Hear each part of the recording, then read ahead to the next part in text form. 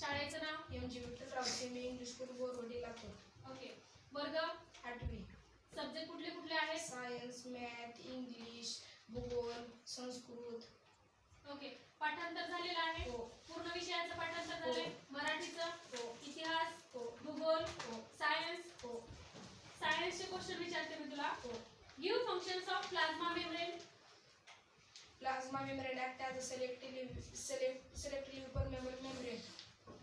Act as those useful substances which are needed for cell of the cell. Okay. Nucleus. The nucleus is the controlling cell of cell. Uh, the control of the metabolic activities of the nucleus. Okay. What would have happened if RBCs had mitochondria? RBC as mitochondria, they would have not happened. They would have not used as oxygen for this used the cell of the body. The cell would have not obtained oxygen. Okay. भूगोलचं पाठांतर झालेलं आहे. पुढील प्रश्नांची थोडक्यात उत्तरे लिहा. औद्योगिक क्षेत्रासाठी सरकारकडून कोणकोणत्या सुविधा उपलब्ध होतात? औद्योगिक क्षेत्रामध्ये सरकारकडून वीज, पाणी, कर यामध्ये सवलती उपलब्ध होतात. औद्योगिक क्षेत्रामध्ये सरकारकडून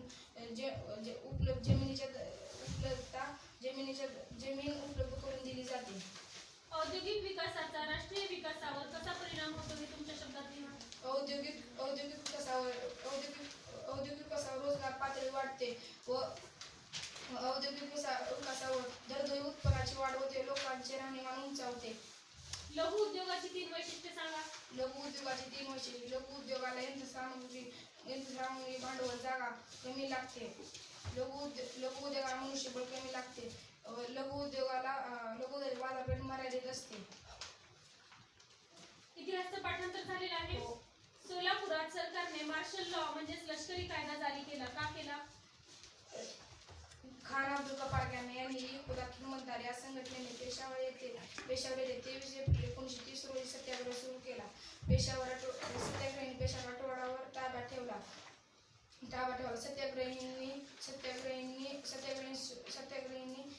गढवाल पलटणीला गोळीबार करण्याचा आदेश दिला. गढवाल पलटणीचा अधिकारी चंद्रसिंग ठाकूर यांनी अधिकारास नकार दिला. मॅथची प्रॅक्टिस झालेली आहे. हो. एरिया ऑफ स्क्वेअर फॉर्म्युला सांगा. Side square. Okay. What is the formula for area of rectangle? Base into height. Area of triangle? Triangle 2 pi R. Triangle 1/2. हां. -2 + 3 1. 4 - -3 7.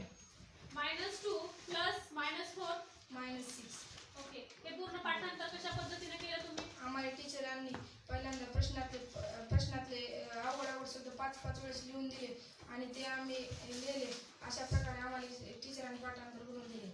थँक्यू.